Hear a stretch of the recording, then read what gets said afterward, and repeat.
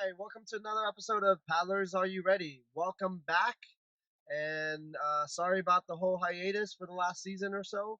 Me and Brian have just been really busy, but we still care about you. But on top of that, we also want to bring some shorter form, more laid back content, just like right now.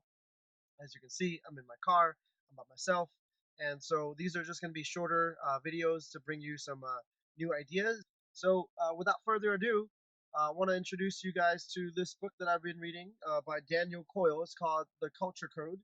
And so, a few years back, actually, when I started kind of picking up the coaching on Dragon Warriors, me and my coaching staff, we all read another book by Daniel Coyle called The Talent Code. So, really highly recommend anyone who wants to get serious with the sport or as an athlete or to be a coach. We really recommend that book. It really made a difference in terms of how we coach, how we think about teaching a skill, and things like that. So sooner or later, we're going to talk about that book here as well, and so I'll share with you guys some of the nuggets that we've learned from there. But today, we're going to talk about his new book called The Culture Code. And so I've been reading this for the last I don't know however long. It's been a while, and we've been just picking out a lot of different ideas from the book. And so, just to introduce the book a little bit, it's called The Culture Code. So it's about how really highly successful teams get formed, how do they sustain, how do they work. One of the first chapters was about how do we build a team that feels a sense of belonging, and how that's kind of like the prerequisite for any successful team is for members to feel three things. Those three things is, are we safe here? Are we connected here? And do we have a future? So with those three things, that's kind of the prerequisite of getting your team to perform well, is for everyone to actually be a part of that team and be focused on the goal. And the idea is that without those three things, that people aren't really focused on the goal. For example, if you tell a bunch of paddlers to be paddling together and you don't have these three things, then they're going to be focused on, well, what's this person doing? Or, well, this person's not rotating or things like that. And they will all just focus on status, right? They will start comparing themselves with each other and not really focus on the task at hand. And so he talks about how the sense of belonging is a prerequisite, and you have to have it first before your team can perform. So those three things: are we safe? Are we connected? And do we have a future together? And I want to specifically talk about that last point because Dragon Boat is really good about getting us to feel safe. When we are at practice, we don't generally yell at people for having the wrong form, or if they're taking a while to understand it, we go to them and privately talk to them so that they don't feel like they're getting blasted. We're also really hyper aware of like the fact that we need to be connected. We do team dinners, we do group workouts, and all that good stuff to get people to feel connected. However, as teams, as coaches, as a community, we do a really poor job of this last point of being of future orientation. And the book calls it beacon leadership. And the idea is that as a leader for proficiency, if you want your team to be good at a task, um, what you need to do is always connect point A to point B. Point A is where we are, and point B is where we're trying to go. And so, if you want your team to succeed, you have to be dead honest about where we are, but even more importantly, where are we trying to go? And so, I just been thinking a lot about this because of all the turnover that's been happening in our community. Like, why aren't people coming back? Why are people who are super gung ho in high school not going on to paddle in college? Why are people who are in college having a really good time not joining adult teams? Why are people who join adult teams just joining for a year or two and then just kind of leaving? And I found that this really had a lot to do with it, but we're not really making that connection to the future explicit. And so, on the very, very most basic level of just day to day connecting that A to B would be, for example, a really quick fix would be, instead of saying, "Hey, see ya, hope you had a good practice," saying something like, "Hey, I'll see you next Tuesday. I'll be there next Tuesday, and I'll see you there." Something like that, just such a simple change, but that plants the seed in the other person's head that, hey, I have a future on this team. Somebody is counting me to for me to be there in the next practice. Something like that. But then, take it a step further. Let's just say you have someone who joins your team and is brand new to the sport.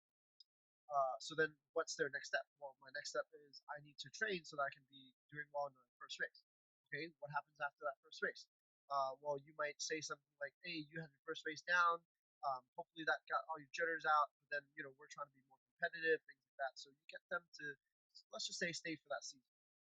But what happens after that first season?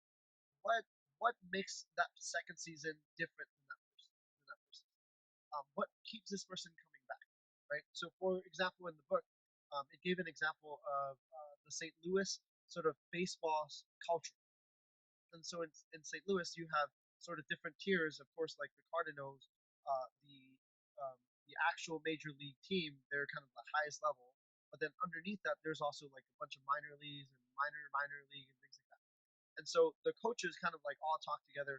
And the story that it told was that in a bus ride, while they were watching the baseball game on the big screen or on the screen, one of the coaches kind of stopped everyone and said, "Hey, do you guys know this pitcher who was pitching for the Cardinals?" And everyone stopped. Of course, they knew who it was because this is a pitcher that came from their team and that eventually ended up pitching for the World Series. And so the coach, and it took only 5 seconds to say, but that it had a huge, like, kind of uh, effect. All the coach said was that that player, that pitcher, 3 years ago sat at your seat. And that's a direct connection between where you are right now, sitting in that seat, to where you could be 3 years ago if you follow up. And so that explicit connection of like where are you now to where are you later just doesn't necessarily happen in the Dragon Boat community as much, right? Like who are the leaders that I'm looking up to? Maybe it's someone who is really well known in the community, but how do I get there, right? Um, so then I think we would need more programs that can entice these sort of younger or newer athletes to want to continue, to want to become better, right? What am I going to get in 3 years if I continue at the sport? Am I going to go to the Olympics? Am I going to win a bunch of money? Right? What is actually drawing? And I don't have the answer.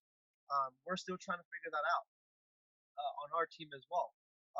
But that I think just having that seed as a coach in my own head to know, hey, it's important that I connect that for my paddlers so that they know in this many years time they're going to be somewhere else. You might say, okay, well, so then for a paddler, you can say like, hey, if you keep this up in a couple of years, you can try out for Team USA.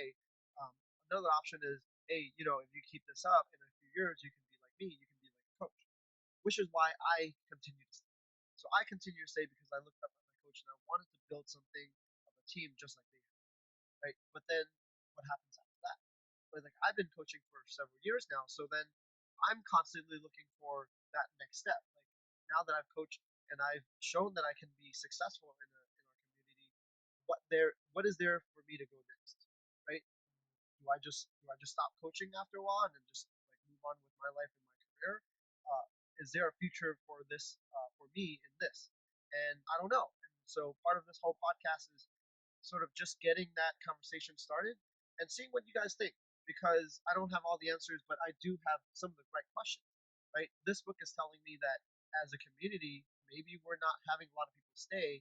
Maybe we're not having a lot of people super committed because we don't have this sort of future orientation connecting point A to point B. We're not showing people what they can be if they stay in here for 5 years. And so I would love to hear your comments. If you have any ideas, you want to join this conversation, make a comment underneath. And if you like the ideas that we're sharing, then give us a thumbs up, share it with somebody that you know, and see you next time. Peace.